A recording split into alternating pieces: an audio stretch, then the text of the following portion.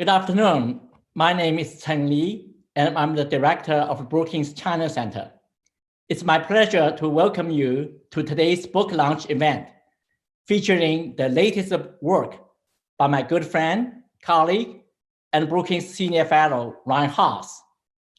Ryan's book, Stronger: Adapting America's Strategy in an Age of Competitive Interdependence, comes at a critical time in US-China relations, arguably the greatest inflection point since the establishment of a diplomatic relationship 4 decades ago.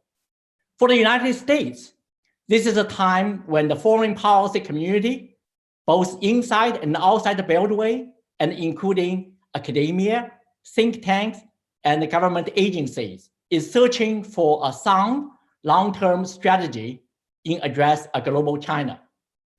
In my humble view, formulating an effective grand strategy in any given contentious relationship between major power is not easy. And it requires 4 components. Number 1, developing an accurate understanding of your competitor, neither falling into the trap of sensationalism by overstating the challenge or threat, nor becoming complacent by underestimating your competitor's age.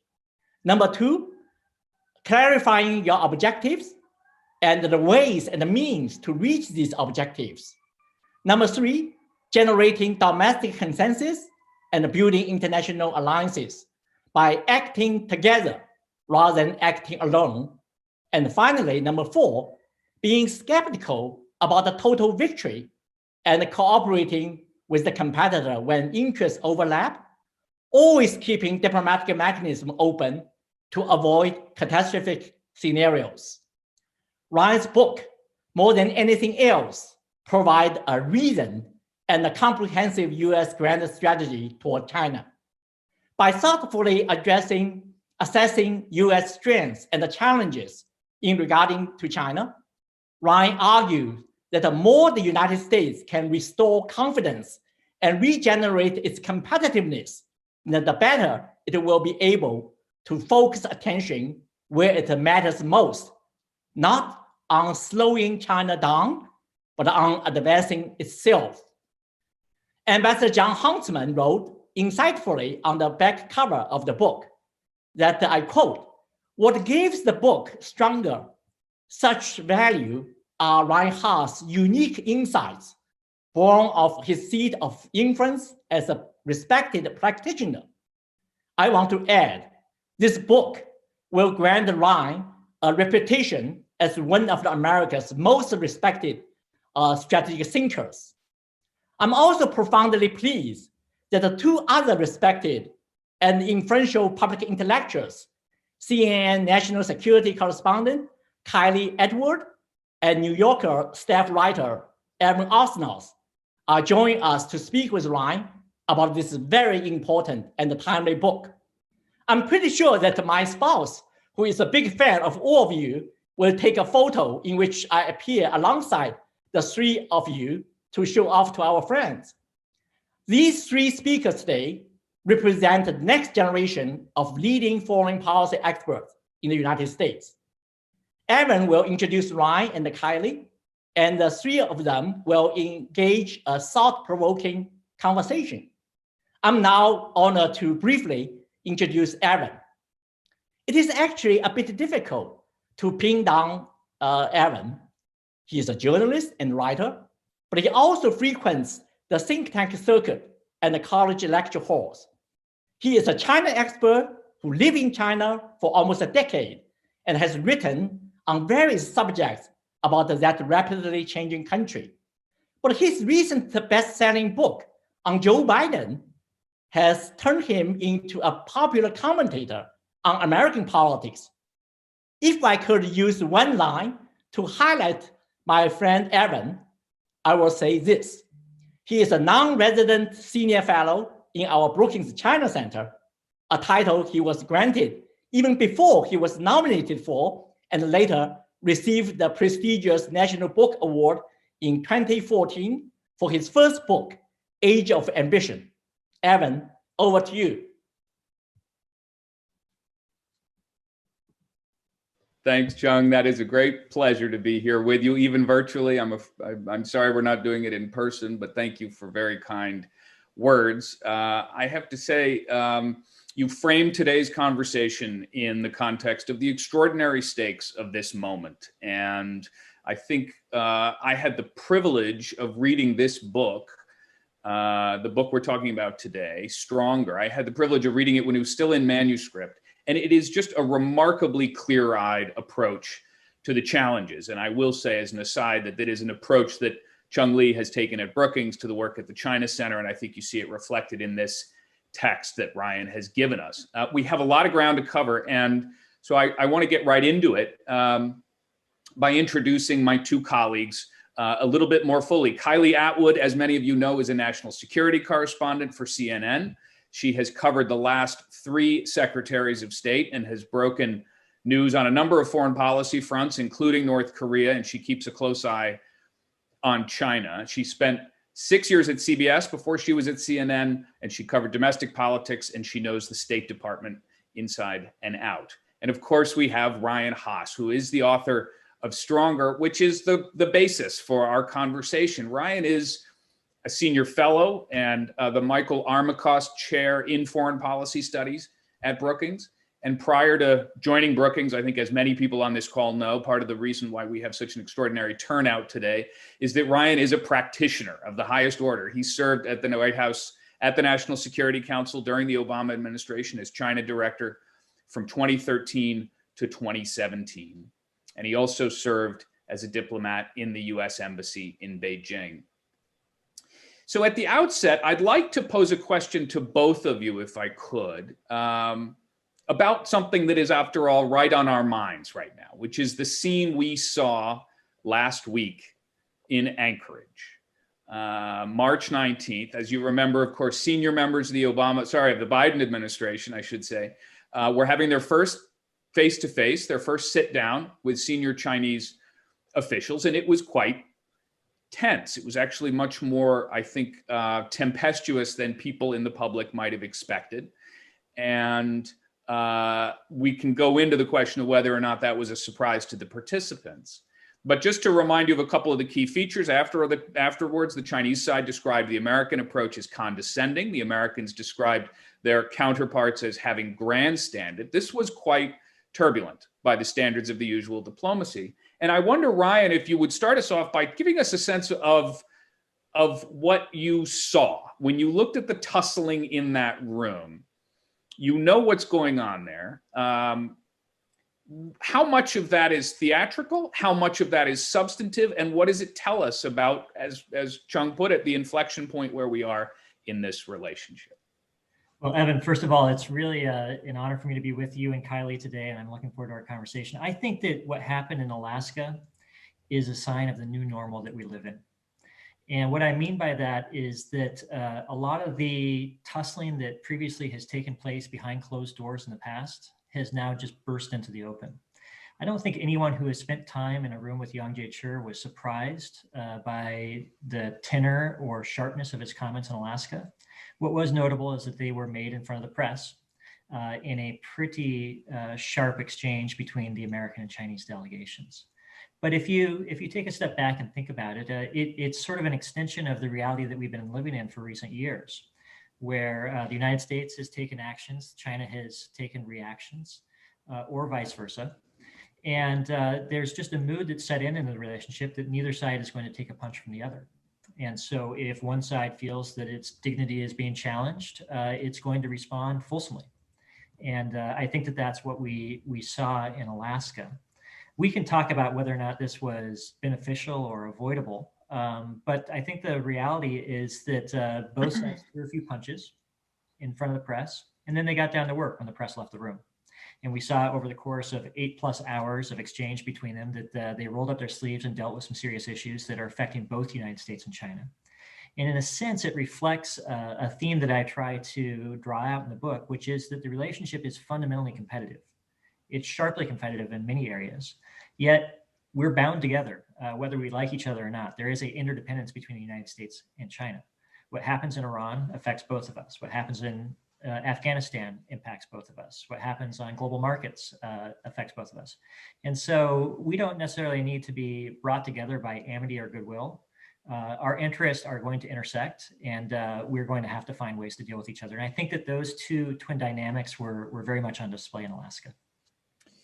Kylie, what did you make of it? You've looked at this relationship through the eyes partly of the administration. You've thought about how the State Department's looking at it. What did you make of it? And do you have a sense of to what degree the Biden administration was surprised by what unfolded, or did they more or less expect this to happen? Well, they knew that it wasn't going to be an easy meeting. And they said that on the record multiple times leading up to the meeting. You know, they essentially warned everyone who was going to be watching that this is going to get hot. This isn't going to be easy. This is going to be hard, right? So the basic expectation was there. However, watching it unfold the way that it did, I was in my office and watching the camera go in and out of the room and, watching Blinken pull the reporters back in. I mean, it was dramatic. And I don't think that you can ignore that is the foundation for the Biden administration and the China relationship right now. So that is the backdrop. Now, I don't think that was altogether shocking, but it does demonstrate that this is going to be a turbulent, as you said, Evan, relationship, right? And so there's going to be a tremendous amount of jabs that are traded back and forth. And as you guys said, we're going to see that more in the public. What I think is interesting, however, is how we, as those who are studying this relationship, trying to see where it goes, what competition looks like, how we determine if this ideological struggle between the two countries, that competition is inherently going to impact the competition on technology and economics and human rights and all of that, or if it's sort of a separate thing. And I'd be interested to see what you guys thought about, Ryan makes the point in his book that the US and China are not in an ideological battle with one another right now. But the Chinese officials sure seem to sit at that table pretty confidently about saying that the U.S. doesn't represent values of the world and really going after the United States. So it complicated things right out of the gates, and I'm curious what you guys made of, the ideological battle versus the kind of nuts and bolts of the competition, economics and technology in that front. Well, I want to, if I can, Ryan, there's a point that in some ways this was the setting of the table, right? I mean, this is the event where you have the two sides. They have to have a first meeting somewhere.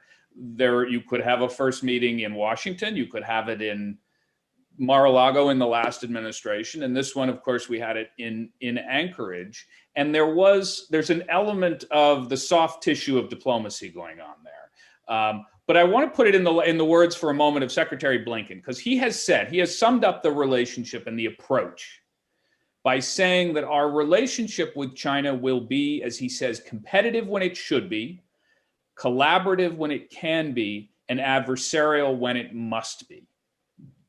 Help us put that into how does that sound to you, Ryan, after thinking about how to go about this relationship? How does it track with the vision that you've put forward in Stronger? Well, it's a great question, and I will offer a couple thoughts on that. But if I could just first build on something that Kylie said, because there's so much to work with here. I think that what we're going to see going forward is a parallelism or a mirroring. We're already beginning to see this. Both sides returned to their capitals. The Chinese hosted the Russian foreign minister. Our Secretary of State traveled to Brussels. We are finding our friends as a bulwark against competition from the other, both of us.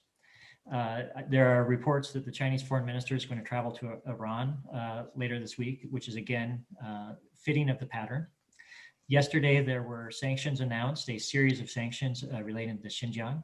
China responded immediately with counter sanctions against European officials. And so this mirroring is just, it's moving forward more and more rapidly at an accelerating pace. The geography of the meeting, I think, Evan, is fascinating. Because 24 hours before the meeting, Secretary Blinken was an hour away from Beijing. He was in Seoul. But instead of traveling that extra hour, he returned to Anchorage, where his plane needed to refuel anyways on its return route to Washington. They decided not to hold a meeting in Hawaii, which is, a warm, tropical, friendly vacation-y spot, instead in the sort of the cool confines of Alaska. And I don't think that, this was all accidental. I think that there's a lot of symbolism embedded in these decisions. On Secretary Blinken's formulation about competition, cooperation, and adversarial dynamics, I'm comfortable with that framing. I think it's helpful for a couple of reasons. The first of which is that it identifies that we, the United States, don't view the relationship through a monochromatic lens. In other words, the relationship can be highly competitive, but still contain other elements. It preserves space for cooperation, and there are issues where we are going to have fundamental disagreements. We're going to need to manage those disagreements. So I think it's a reflection of reality. I think it also reflects that there's a maturity to the relationship, that it's okay to cooperate with competitors. We did it during the Cold War with the Soviet Union. We're capable, in theory, of doing it again with the Chinese. And I think it also is helpful for closing some of the gap between the United States and its allies in the way that they think about and talk about China. This three-part framing from Secretary Blinken, it bears some pretty strong resemblances to how the Europeans talk about the Chinese, as well as the Japanese and others. And so anytime that we can shrink the gap between us and our allies for dealing with China, I think it's a step in the right direction. Kylie, you've been there, the version of the same question, but you've now been there from the covering the end of a previous administration and now the rise of the arrival of the Biden administration. How much of what Ryan just described, I think, kind of helping us conceptualize the Biden approach, how much is that similar or different from what was happening before when it came to China? How, in some ways, I think people are really trying to understand, because they will hear the Biden administration sometimes say, look, we want to borrow elements of they won't say it quite explicitly, but we want to borrow elements of things that were left over when it's useful to us. But then, of course, we have a fundamentally sort of philosophical difference with it. Where do you see points of things carrying over, and where do you see the break?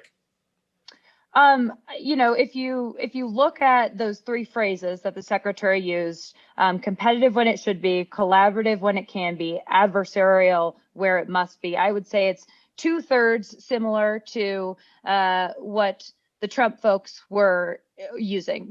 They were adversarial and they were competitive. That was the fundamental kind of where they landed, I guess, at the end of their administration when it came to their framing on China. We're going to take them on. We can't afford to work with them on anything. We're going to use all the rhetoric we have to make them look like the bad guys on the world stage, right? The third, that's the different part here, which is extremely noteworthy, is the collaborative part. And that's going to be really interesting because I think we've already seen that it's adversarial. We've already heard them talk about competitive. We haven't seen any collaboration yet. And, realistically, in Washington, the Biden administration knows that they have a tremendous amount of pressure on them to keep up the pressure on China and to not, start being too collaborative right out of the gates, because then they're going to have folks on both sides of the aisle where, China hawks have really emerged, come after them really hardcore. And so I did find it kind of interesting that, out of those Alaska meetings last week, the Republicans didn't go crazy. They were kind of quiet, even folks like Senator Cotton and, Josh Hawley. I mean, they sent a tweet here or there, but there weren't extensive statements from them going after the Biden folks. They were, quietly pleased with what they saw. And it's going to be interesting to see when the Biden administration feels like they can actually move on the collaborative front of this. And obviously, I think the first time that we're going to see that is this April 22nd climate initiative that they're working on, because I've heard that China will be invited to that. And I think it's going to be interesting to see how that starts to play out. That, you got to something important, which I think both of you guys are in a good position to help us understand, which is the domestic political scene on each side matters. And I think we often sort of underplay it. I'll give you there's a way to read what happened last week as each side essentially doing what they needed to do to still some of the waters at home, right? As you described, Kylie, a moment ago, they were able to do it in a way that kind of, in effect, diffused what would have been an opportunistic criticism from opponents who would say that the Biden administration was going to be too friendly to China. And of course, there is an argument that one could make that there were Chinese elements that are quite similar in that sense, that there are people in Beijing who would have been eager to criticize any presentation that was not vigorous enough. Ryan, what do you make of how important are the political factors on each side? What should we understand, and what matters when it comes to this, to the relationship? Well, it's a great question. And I think it's important, just as a starting point, to acknowledge your question that there are politics on both sides. I mean, sometimes in the United States, we develop this perception that only America has politics to contend with, and that the Chinese are all united in a common purpose toward a unitary goal. You know, Evan, you and I have lived there. It's a messy place. There are a lot of views competing for influence and attention inside China as well. I think that politics are placing a constraint on both countries at the moment. The first is that both countries hold a narrative that the other is to blame for the downturn in relations. In the United States, we often hear the recitation of Chinese misdeeds, whether it's Xinjiang in Tibet, Hong Kong, Taiwan, South China Sea, cyber issues, stalled economic reform. These are serious, real, acute problems, many of which the Chinese have signaled they're unwilling to work on with us because they view them as internal matters and basically have told the United States to butt out. On the Chinese side, there is a narrative that has been echoed in a series of speeches by senior Chinese officials that it was all the Trump administration's fault, that everything that's wrong with the relationship owes to the hostile zero-sum mentality of President Trump and his subordinates. And the implication is that the Biden administration needs to unwind the attitude and actions of the Trump administration in order to allow for a permissive environment for the relationship to develop. Neither one of those arguments has purchase with the other. And so we're sort of stuck at a stalemate. And then I think also, there's another factor, which is that the politics of both countries will not allow for any perception of accommodation. As Kylie was just talking about a moment ago, President Biden and his team would have been really roundly critiqued if they had appeared to be soft towards China in Alaska. It's also worth bearing in mind that President Xi is, competing for a third term. He is in his primary season right now, and he is hoping next fall to be anointed, the core of the Communist Party for another 5 years. And during that period, I think there's very low likelihood that he is going to want to do anything that will dim the image that he has worked so hard to build over the past 9 years of being bold, assertive, unyielding, and tough. He's not going to want to be outflanked. And so I think at least through next fall, we're going to be in a period where there's pretty tight parameters on both sides around how much political space is available for significant alterations to the approach to the relationship. Can I follow up with you on something, Ryan, there? Because I think people are trying to understand how much latitude and confidence Xi Jinping has, right? Because we've been told on the one hand, he's got the procedural arrangements now if he wants them to stay in office as long as he chooses. He, in theory, could be president for life. This is the sort of usual description. And at the same time, China is preparing for a series of public threshold moments, beginning with the Olympics in 2022, that also might be a constraint on the degree to which they would be willing to court confrontation with the United States and other powers. So help us understand both of these. One, is he in fact, you mentioned he's campaigning for a third term. Why? How? And two, to what degree do these other factors figure into his option set, do you think? Well, I think that there are first of all, I would be surprised if Xi Jinping did not become leader for 5 more years. I think that things are trending pretty much in that direction right now. But the manner by which he is anointed for another 5 years appears to be a subject of debate. In other words, is Xi Jinping going to become a Lee Kuan Yew, a minister mentor that over time, steps back from the front lines, but provides guidance, counsel, and leadership to the next generation? Or is he going to become a Vladimir Putin, who tightly controls the levers of power and refuses to let go lest he become imperiled in the process? And I think that the answer to that question is still unknown. So there are a range of scenarios next fall. He could be anointed as the leader for another 5 years with no successor identified. He could be anointed for another 5 years with a successor identified, or with a group of people in the next generation that are elevated, one of which will emerge as his eventual successor. So I think that there are enough variables that are still outstanding to keep Xi Jinping on a bit of edge. But to your latter point, I do think that the calendar matters significantly for the Chinese. They have their 100-year anniversary of the founding of the Chinese Communist Party this July. And they have the Olympics, the Winter Olympics next February.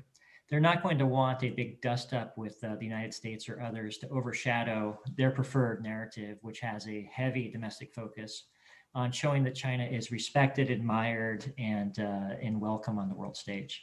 You know, Kylie, I wonder if you can bring us into a piece of this that is playing out on the U.S. side, which is, you know, I think it's important for us to mark this moment. Here we are talking in the last week of March here, and there's been a spate of anti-Asian violence in the United States. And I want to mark a distinction. There's a geopolitical conversation that we can have about US-China relations, and there is also a conversation to be had about hatred towards Asians. And I think there is linkage here. We just have to acknowledge that the politics in this country has been focused over the last few months before the administration obviously took over, talking about the virus as the China virus and so on. Can you talk to us a bit about this moment? How do you think that is being felt in Washington? Do you think there's a sense that these are related and that there are things that policymakers and that lawmakers should be doing to try to blunt this very worrying trend? I think that they are undeniably related. And I think that that is hitting Washington like a pile of bricks.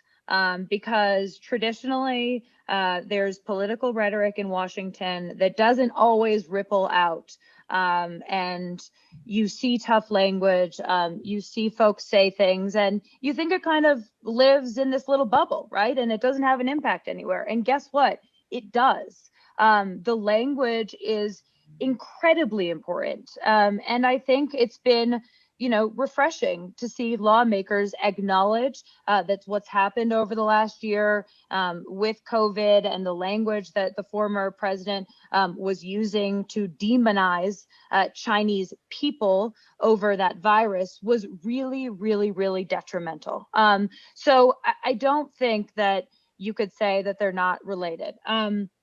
I do think that there are things that can be done, and I think there are news outlets that are working on these things right now, CNN being one of them.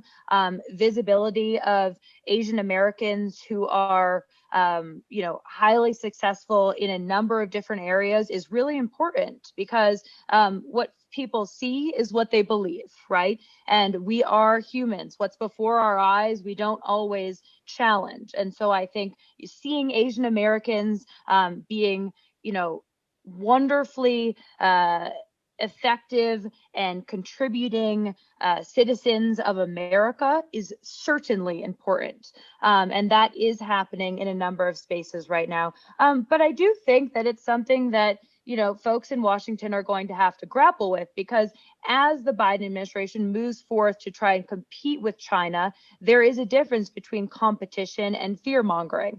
And you got to be really careful with that language, because we've seen that it has detrimental effects. I mean, if you look back at US-Japan relations, the competition that emerged between the US and Japan a few decades ago also created some racist sentiments in the United States towards Asians. And so we've seen this happen before, and it's something that they're going to need to be highly cognizant of. Certainly the President Biden has already, spoken out on this front, and I think that that's really important. And Kylie, just to drill down, go ahead, Ryan. Jump in. Please go ahead. I was just going to add on to what Kylie said, but I'm happy to follow her. Well, I was just going to ask, and you make the right point that the Biden administration has come out and said this is, this is grotesque. We're not going to allow this to go on. Are the folks who have been using that kind of language, talking about the Wuhan virus and the China virus, do you see that they've been chastened at all by this? Are they dialing it back, or are you not seeing that yet? Either one of you. I would say those folks don't have the platform that they once did. Certainly President Trump isn't on Twitter anymore, isn't on Facebook. I mean, it's kind of hard to tell, quite frankly. So I don't think we have, fair measuring sticks for what they used to be saying versus what they're saying now. But I do think that there are, as I said, folks in Washington who recognize that this had an impact. It's going to be up to leadership in Washington now, the Biden administration, to really kind of change things. Ryan, over to you. Sorry, I cut you off. Yeah, I'm really glad that you raised this because I think it's such a critical issue and we're at a really delicate moment right now.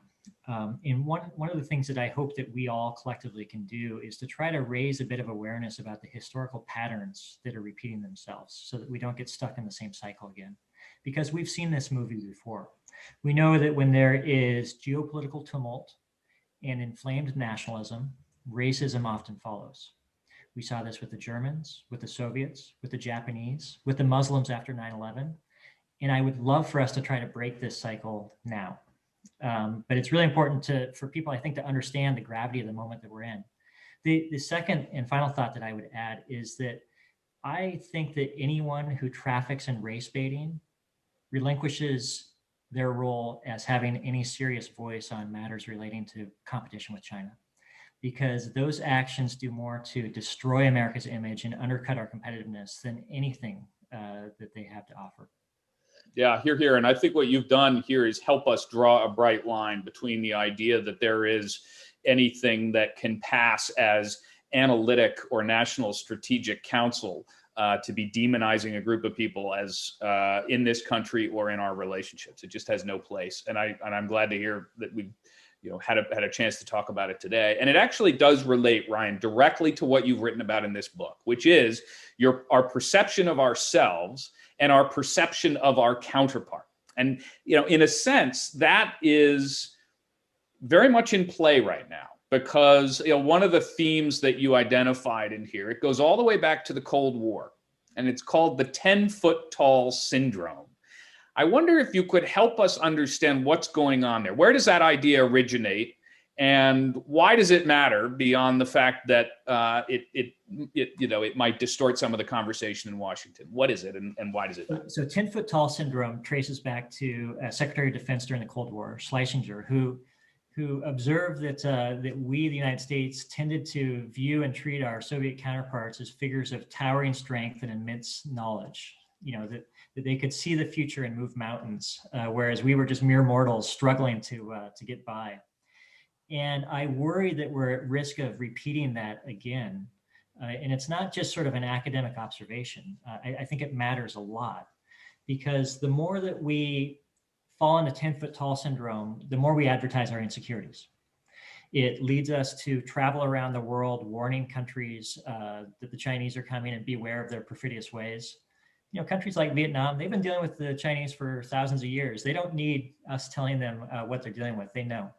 But when we do that, when we send our secretaries of state and national security advisors out on these alarmist tours, it does a couple of things. It sort of focuses us on playing defense against every Chinese action everywhere in the world, when what we really need to be doing is playing offense and having the Chinese responding to us. It causes our allies to lose confidence in us. We begin to wonder if we know something about China and how we stack up against them that they don't, and that maybe they should hedge a little bit against our own uncertainties about ourselves. But it also just, it radiates anxiety and insecurity. And those aren't attractive traits in human-to-human relations any more than they are in state-to-state relations. And so part of what I'm trying to do in this book is to provide a reminder that the United States still is the stronger power in this relationship. We have abundant and enduring strengths that China, frankly, can't take away from us. And we need to act like it. It's interesting. 2 data points come to mind that I think are relevant. And I'll use the moderator's prerogative just to mention these, because I do think they reflect on us. One is on January 6th, I was down at the Capitol reporting on what was happening there. And I had this moment that drove home for me the way in which the China question has been, in a sense, sort of polluted into this broader political distress we have in this country, which is that people there on the ground, these people who were storming the Capitol in this insurrection, they mentioned China's quote unquote infiltration of the United States government as a reason for their concern. And that is just a demonstration of the degree to which this issue has sort of escaped the boundaries of serious rational discussion and has become a political point of toxicity rather than an informed point. One other thing I'll mention is a couple of years ago when I went to North Korea to report on the nuclear crisis, and the North Koreans, Ryan, to your point, the North Koreans said, we think of ourselves in the United States as being in this kind of mortal conflict with the North Koreans. No, they said, look, we've had one war with you.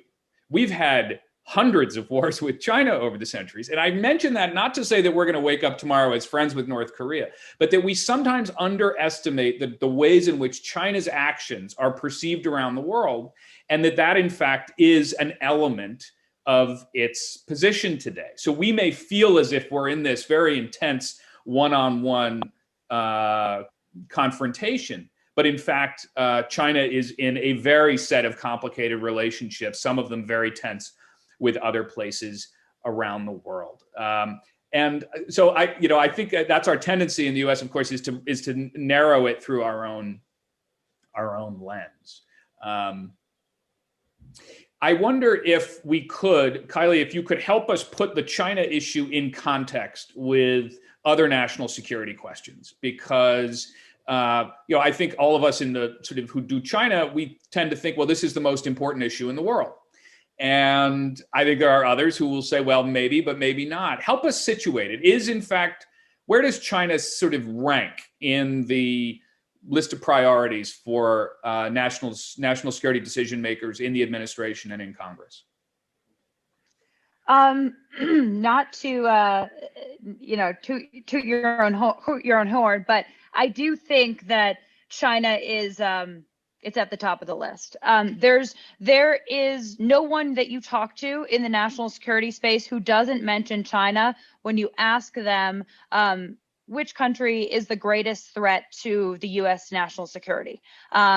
China. I mean, it's they're growing their military. They're competing with us economically, technologically. They're taking us on ideologically. As I said, they're taking us on. So we are engaged in competition with them on so many fronts. And then the Biden administration has to deal with the day-to-day grind of other challenges, right? So you can't take Iran off the table, you can't take Russia off the table, you can't take North Korea off the table. But interestingly, China is increasingly tied to all of those other foreign policy issue areas that the United States has keyed in on. And I think, one of you guys mentioned that, the Russians are visiting China. They were just visiting China after there was this US-China meeting. They may be visiting Iran. They're getting involved with our adversaries, which is creating an interesting dynamic. I do think that the Biden administration is playing the long game with China. They came out of this Alaska meeting. Well, they went into it saying they weren't going to have any deliverables, and they didn't. They clearly wanted to ideate and really create a national security strategy because, as Ryan points out in his book, the national security strategy of the United States did a complete 180 on China, from 2012 to 2018. And so they're trying to kind of get it into a place of balance once again, where they can compete and where they can also work with China on a few things. So I don't think you're wrong to say China's at the top of the list. Ryan, what do you make of that? I agree with Kylie. I think that in a ranking of nation state challenges, China is the stiffest test facing the United States and will be well into the future. But one of the things that I think, and we'll see over time if this proves accurate, but I think that the Biden administration differentiates a little bit from the Trump administration in seeing China as embedded in a whole host of issues rather than the single burning issue that eclipses all other challenges. And I just, harken back to a speech that Secretary Blinken gave at the State Department earlier this month, where he listed 8 foreign policy priorities for the United States. And it was things like democracy promotion, COVID, economic recovery, technology leadership, renewing democracy, and China. And what that told me is that China certainly is going to remain at the top tier of priorities and concerns, but it's not going to be allowed to dominate America's agenda, nor should it. Because we are a global power, we have global interests, and we can't get fixated and look at the world through a straw with China at the other end. So there are going to be opportunities to work with China when our interests and their interests align. But there also are going to be moments where our interests are just fundamentally at odds, and we're going to have to manage that competition. And that's what I hope that we move more towards, is just sort of a mature, dispassionate dealing of two major powers who have global interests, who have major militaries, who have huge economies, and have significant populations. We're the only two countries in the world that carry all those attributes. And so we have a sort of a generational challenge in front of us. Are we going to be able to coexist and compete with these people or not? And I hope the answer is yes. One of the things. Please go ahead, Kylie. Yeah. Sorry, could I just ask Ryan one thing on that? Because I think one argument that you make in your book is that there needs to be sustained and direct dialogue between the U.S. and China to identify those areas where the two can work together. And you list a few areas, COVID relief, climate change, healthcare, AI. I'm thinking about this, through the eyes of the China hawks, who would say, why on earth would we want to work with China on things that we should be developing our own capabilities on alongside our traditional allies, in the areas of disaster response relief? Why don't we just work with Japan and South Korea on that? AI, why don't we just work with our allies on that? Why are those areas that you think it would be beneficial for the US to have sustained direct dialogue with China on? Well, I would answer a couple of ways. The first is that I still am a believer in the virtue of diplomacy, that there is value in trying to influence the choices and path forward for our other side. I've seen it over and over again firsthand, whether it was on Ebola, whether it was on Iran, whether it was on North Korea, the returning of an unmanned underwater vehicle that the Chinese had seized. They brought it back to us. We are capable of solving problems when we provide persistence to those efforts and deal with them in a serious manner. Secondly, and this is a bit counterintuitive, but demonstrating a willingness to work with China constructively and to explore whether or not there is space for collaboration opens up opportunities for other allies and partners to feel more comfortable working with us, because they don't feel like doing so is part of joining an anti-China coalition or bloc. They see the United States as not seeking to tilt the relationship into sort of unmitigated hostility. And so if we make a good faith effort and it leads nowhere, fine. The world will know where the obstruction is, and it's not with us. So I don't have rose-tinted optimism about that a few good words will make all the problems in the U.S.-China relationship go away. But I do think that there is benefit for the United States in being seen as acting responsibly in the conduct of the relationship. In just a minute, we're going to turn to the questions that we have that are coming in from the audience. But before we do, I want to return to a point you just mentioned, Ryan, which is that part of this project, part of what you've undertaken here is an attempt to make a clear-eyed assessment of where are we strong, where are we weak? Let's sort of rack and stack our relative strengths and weaknesses, because in the absence of that analysis, we end up elevating our counterparts into the 10-foot-tall problem and so on. So help us, for people who say they look at our domestic scene right now and they say we look to be hobbled by our own internal divisions and so on. Put that into some context with China's condition. How do you come to the conclusion that your book on the U.S.-China relationship is called Stronger? Well, one of the things that I've noticed is that authoritarian systems are very good at advertising their strengths and concealing their weaknesses. And democratic systems are the exact inverse. We are a walking advertisement of our own problems because we talk about them all the time. And it's not really couth for us to go around banging our chest about our strengths. But if you sort of take a step back and look at where we are and where the Chinese are, I think that there's solid grounds for optimism about our ability to compete with China. We all know China's strengths. They're in the newspaper every day. But let's look at some of their vulnerabilities. Their geography. They are surrounded by 14 countries. They have territorial disputes with 5 countries. 4 of those have nuclear weapons.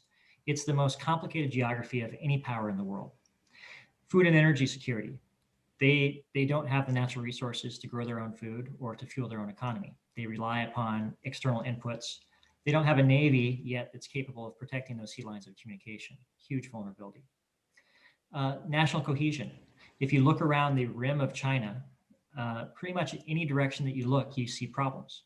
Hong Kong, very tense, fraught situation. Tibet, challenging situation. Xinjiang, I think that they're buying future trouble. Inner Mongolia, ethnic challenges there.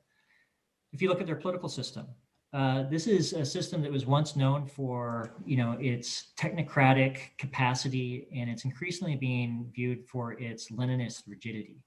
Power is being concentrated at the center. Local experimentation is drying up. People are waiting for instructions from the top rather than providing solutions to the top. And then in terms of their economy, they have real challenges. They are on a demographic downslope that's going to grow steeper in the coming years. In terms of capital, their debt load is ballooning. It's doubled over the past decade. And they're really having a hard time generating total factor productivity growth. So on the 3 legs of the economic stool, capital, labor, and productivity, they're facing stress on all 3. So I think that there are real reasons to interrogate any assumption that China will continue to travel on a linear line in the direction of its aspirations indefinitely into the future. On the other hand, if you look at the United States, our geography is pretty good. We have 2 oceans in the east and the west, and friendly countries in the north and the south. Our political system is resilient. It's capable of self-correction. It has weathered the storm of the past 4 years, and I think pretty much intact.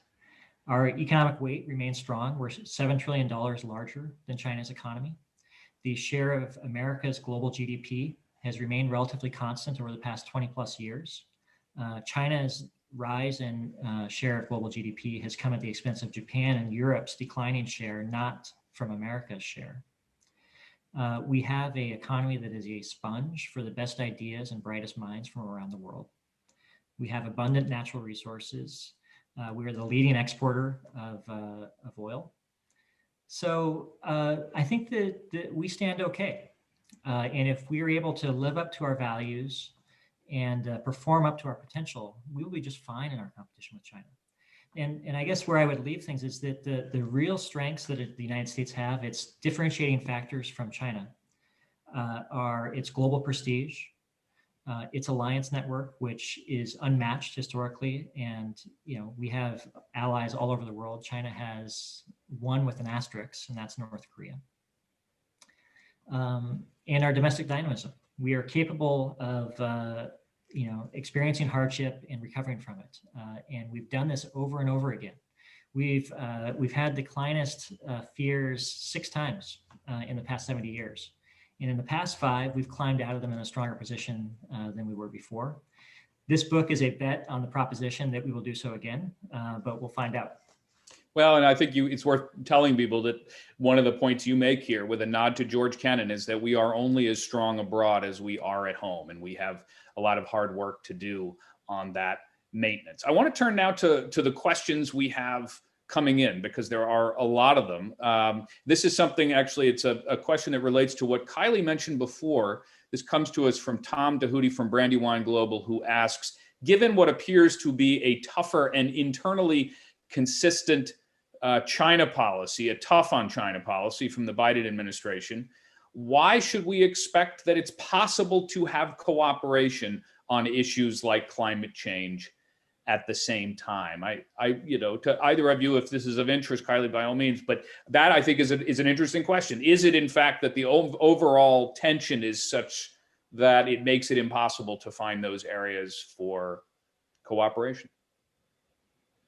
I would punt that to Ryan, because I think he has a more in-depth view on this than I do. I will say that one thing that the Biden team has going for them on this front is some very dedicated folks who want to work on actually joint efforts, right? So they have Kerry, who's working on climate, and he knows that his success in that role is going to be inherently tied to how successful he is in getting, China to work on board. That's going to be complicated, as I said, in Washington. But I do think that it matters to have leadership in these areas where they want to work with China. But then I'd give it to Ryan.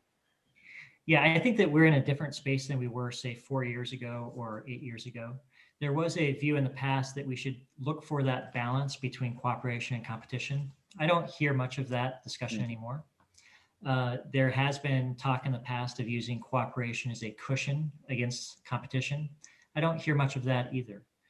What I do hear and what I would support is a view that when it serves our interests and when it serves China's interests to work together, we should do so.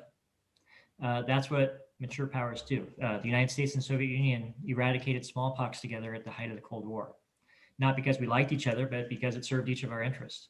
And so, for example, when we encounter the need to build a global health surveillance network around the world, looking out at the horizon so that we can rapidly detect viruses when they emerge before they spread and mutate, I think that would serve both American and Chinese interests.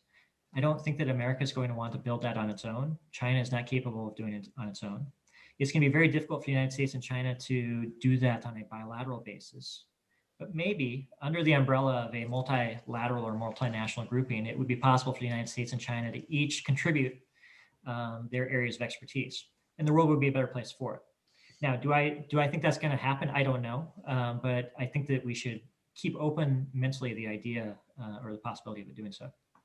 We have multiple questions on that score, actually, about the possibility for collaboration in space, actually. I mean, we have a question from Michael Smith from the Marshall Space Flight Center, who is interested on the possibility of collaboration in space. And if you think about during the Cold War, we did have the Apollo and the Soyuz missions and so on. Is NASA open to that as far as you know, Ryan? Is there any sense that that's an area for potential collaboration, or has that become sort of encompassed into the military realm more than in the realm of potential cooperation? Do you happen to have a thought on that? Well, Congressman Wolf has put pretty tight parameters around the ability of the United States and China to cooperate in space, and I don't expect that those parameters will be loosened anytime soon. Congress keeps a keen eye on those issues, I think, just to try to protect America's national security. But more broadly, as a society, I think that we need to grapple with this question because it's a provocative one. Is exploration in space something that is a source of national security competition between the United States and China, or is it a common pursuit of humanity to accelerate to the maximum extent possible our ability to get to Mars or to whatever the next milestone is? And depending upon where you come out on that question, I think informs how you think about US-China cooperation in space. Because what we know, I think what we can safely predict is that if the United States walls off a willingness to work with China in space, it's not going to limit China's ambitions. It's just going to lead them to pursue parallel efforts. And the United States and China will both pursue these efforts somewhat inefficiently and duplicatively, but we will both do it, and we will be slowed down in the process. You know, we have a question here from Si Yang, who's a reporter for the Mandarin service of Voice of America, and Yang asks about the US-China-Alaska meeting with the follow-up that, as you remember, Yang Jiechi at one point rebuked, in a sense, Secretary Blinken for talking in public about the US concern for serious issues of American interest, Chinese behavior towards Taiwan, in Hong Kong, in Xinjiang, and towards US allies. And Yang Jiechi said that this was, as he put it, not the right way to deal with the Chinese people. I wonder if you think that does that have an effect on the U.S.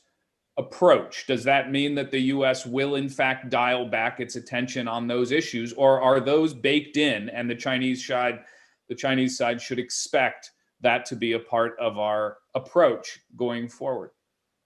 Well, I'll offer a quick thought, but I hope Kylie will add on to it. I don't think that the Biden administration is going to take its cues on what's appropriate or inappropriate to raise from Mr. Yang. I understand Yang Jiechi's desire to see those issues dealt with behind closed doors, but he's been around the United States long enough to know that that's not really how we roll. we're sort of loud and repetitive and persistent about the things that we view as our values, and we're going to continue to be.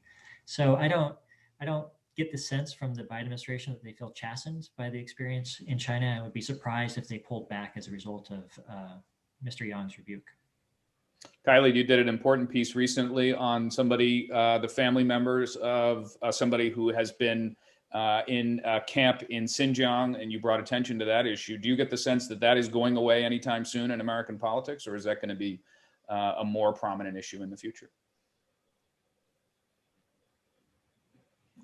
I do. And I think that is, clear just this week. We've seen these Xinjiang sanctions that came out from the EU, the US, the UK, and Canada. And I was talking to someone this morning who was in the Trump administration working on China, and they said, we tried to do that for a long time and we couldn't pull it off. They were impressed that the Biden folks were able to do this so quickly. It does demonstrate that this is something that they are keyed in on, focused on. And I think, the other thing to note about if the Biden administration plans to change its tone on any of those issues, just compare and contrast what Secretary Blinken said before those meetings in Alaska and what he said after. In his opening statements, he pointed to Xinjiang, he pointed to Taiwan, Hong Kong, all of those areas of concern for the U.S. And at the conclusion of the meetings, in the closing remarks that he and National Security Advisor Sullivan made, he mentioned them again. And so I think that that's significant, and it tells you everything that you need to know about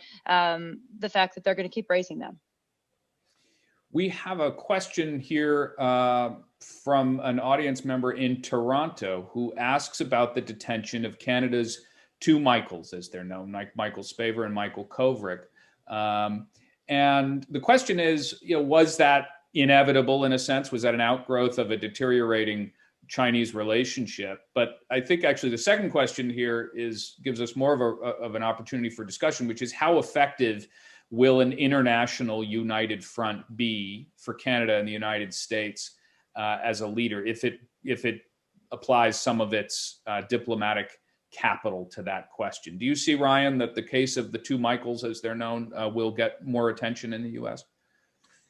I think that the fact that President Biden has spoken about the two Michaels, about how humans shouldn't be used as bartering chips, is significant. It suggests to me that that this is an issue that is being thought of at the highest levels of our government and is a priority for our government, as it should be. This is personal for me because I do know Michael Kovrig and care deeply about his welfare. But we also, I think, all three sides need to recognize that no one is profiting from this. All three sides are losing from the current stalemate that we're in. And I do think that Canada's efforts to build a norm around against the idea of arbitrary detention is important. I'm glad that it has America's support, and I hope that more countries sign on. We are here down to just the last couple of minutes, but I want to squeeze in one more question. We have a lot of people watching from a lot of different places. And one of the questions comes from a diplomat who's a member of the delegation of the EU to the United States. And the question is, what is the role for allies in U.S.-China policy? How do they fit into it, and how does their behavior, do you think, affect some of our decision-making? We'll make that our last question. Ryan, take it away, if you would, please. Well, it's a huge question that deserves its own hour of conversation. It's very important. The Biden administration talks often about building situations of strength, which in its most basic terms means aggregating the voices of America and its allies to deal with China from a position of strength. And there will be a ever-shifting geometry to which countries have overlapping interest and want to work together to press China. It will vary by issue. There will not be an anti-China bloc that forms as there was in the Cold War. But the more that the United States is able to demonstrate cohesion with allies, I think the more that we're going to be able to exceed Beijing's expectations, because they have set expectations low of our ability to coordinate international efforts. Well, it is in the spirit of your book, Ryan, the arguments for coming at this relationship from a position of strength and confidence. I am infuriated that we've run out of time. We could talk for another hour, but I want to encourage everybody out there who is watching, who's benefited from this, to take a look at Ryan's book. It is, just to remind you, it's called Stronger: Adapting America's China Strategy in an Age of Competitive Interdependence. And I just can't recommend it highly enough. At a moment of complexity, he has given us a really clear roadmap to think about the present and the future. And I want to thank Kylie Atwood for joining us today. And of course, to Ryan for bringing us this book and bringing us this conversation. And to all of you who tuned in, thank you for joining this virtual Brookings event. And we hope to see you another time soon. Thanks for watching. Be sure to like and subscribe for more videos from Brookings.